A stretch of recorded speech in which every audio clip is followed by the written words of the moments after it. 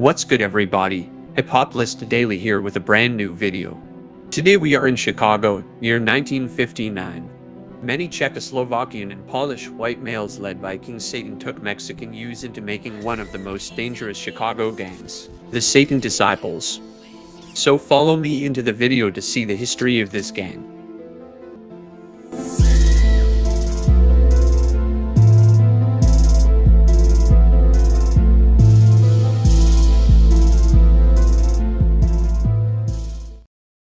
So the Satan Disciples is a known street gang from Chicago involved in shootings and street violence. You're probably wondering how everything begun. They started on the east side of Douglas Park, which was not a major African-American neighborhood at that time. The vast majority of North Lawndale was African-American by 1959, but the last of the white element was east of the park. The tough guys from the block don't know how to name their set, so a priest from their community used to call the group Devil's Disciples, so they came with the idea of Satan Disciples. In the year 1960, the Satan Disciples opened up one of their most legendary chapters at 10th and California in the North Lawndale neighborhood, along with 14th and Washington and North Lawndale.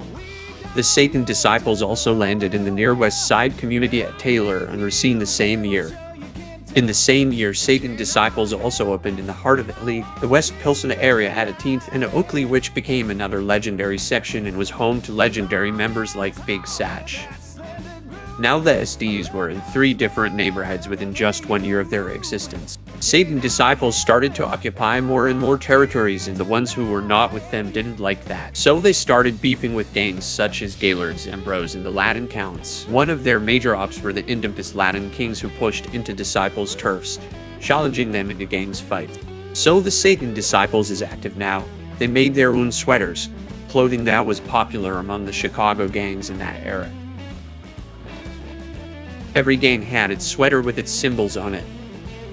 Satan Disciples had the idea of a baby devil with a pitchfork that came from an old comic book that the first members of the gang used to read. The SDs remained a very small fighting club in the 1960s, but managed to keep all their turfs. SDs did lose some numbers in the later 1960s due to some members getting drafted or enlisting to serve in the Vietnam War. However, those members were replaced by younger Mexican youths, but it still stunted the SD's ability to grow larger at the time.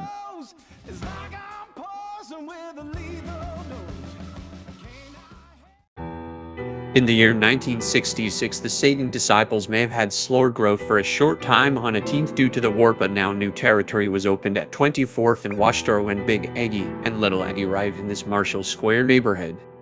This would become a legendary chapter that would eventually spread up and down 24th Street between California Ave and Western Ave.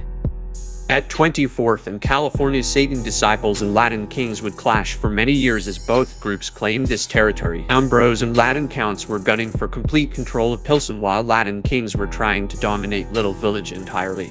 Satan Disciples viciously fought all these gangs. In this battle for territory, SDs had their own problems inside of the gang. In 1971 or 1972, King Satan was no longer the leader and King Canary took over. It was in the early 1970s when a Satan Disciple named Kingfish flipped to become a Gaylord. After he flipped, he convinced many white regional SDs to become Gaylords, and this began the 18th and Western Gaylords. These Gaylords started because they felt threatened with the neighborhood becoming majority Mexican. So around 1975 and 1977, the Satan Disciples are brutally taking over the city of Chicago, opening chapters and claiming turfs in the southern part of the West Town neighborhood and all around Pilsen area. They gained new enemies such as C-Notes.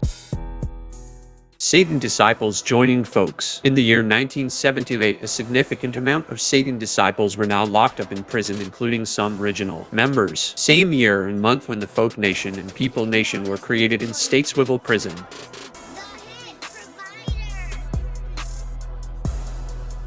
The purpose of these alliances was to organize the gang wars in prison and perhaps the street. Hoover and David Barksdale, The founders and leaders of Black Gangster Disciples had found and allied white and Latino gangs throughout the 1970s to aid them in their wars with the Vice Lords. Satan Disciples first encountered David Barksel's Black Disciples back, and friendship was established, especially since Vice Lords were trying to conquer everything on the west side of Douglas Park in North Lawndale. A pre-existing relationship between BGDs and BDs made for a smooth transition into the Folk Nation Alliance. The SDs then eruptively unified with the To-Six and Ambrose, who also joined the Folk Nation, which brought these gangs together not only in the joint but on the streets as well.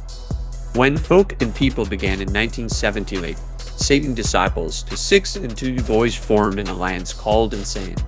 To-Six and Satan Disciples took it a step higher and became Insane Gangster.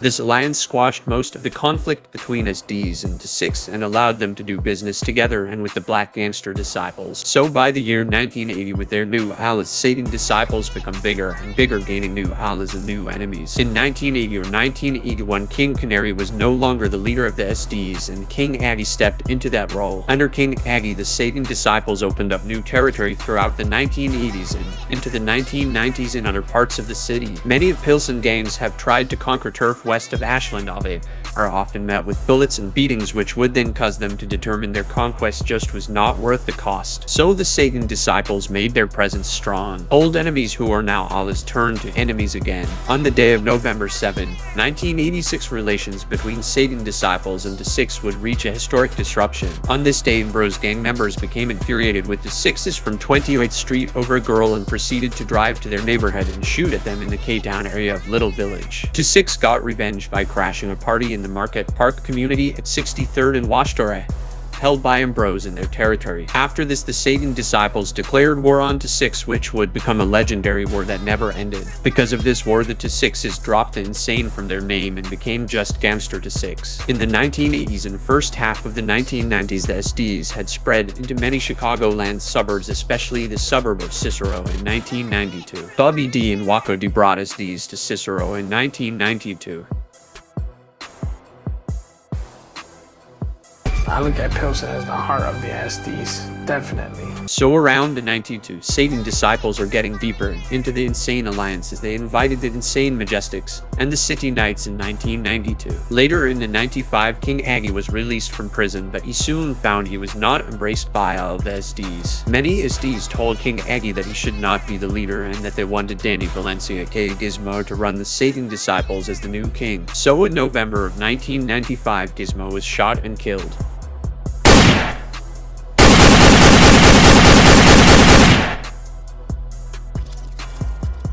After that, the Satan Disciples never had another king. As the 1990s progressed, the SDs had grown into several thousands of members, becoming one of the largest street gangs in the city.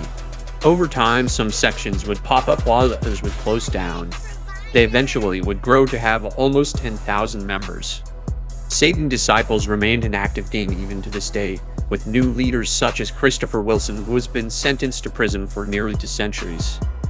Convicted of aggravated robbery, arson, and racketeering among other crimes, prosecutors had to provide proof of the habitual criminal counts, and the judge found that they did just that.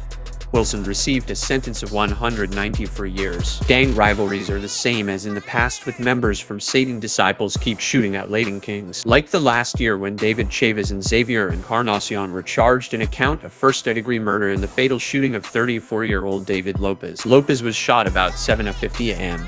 Sunday in an alley in the 2800 block of West 23rd Street, Chicago police said. Police surveillance footage shows that Encarnacion and Chavez walked from Satan Disciples territory into Latin Kings territory with 2 other men and approached Lopez, whom they did not know, as he stood behind a retractable steel gate in the backyard of a home. Prosecutors said Chavez beckoned Lopez to the gate and asked him for a cigarette, while Encarnacion threw up gang signs for the Latin Kings and addressed Lopez as king, prosecutors said. Encarnacion also tried to do a king handshake with Lopez, prosecutors said, but Lopez just nodded and said cool. When one of the other men tried to shake hands with Lopez, Lopez said something in return, and Encarnacion reached through the gate and shot Lopez in the face then 8 more times in the chest as he laid on the ground. After the shooting, Chavez and the shooter ducked into a nearby gangway in the 2600 block of West 23rd Place. An officer who saw them running into the home identified them as suspects after hearing their description over police radio,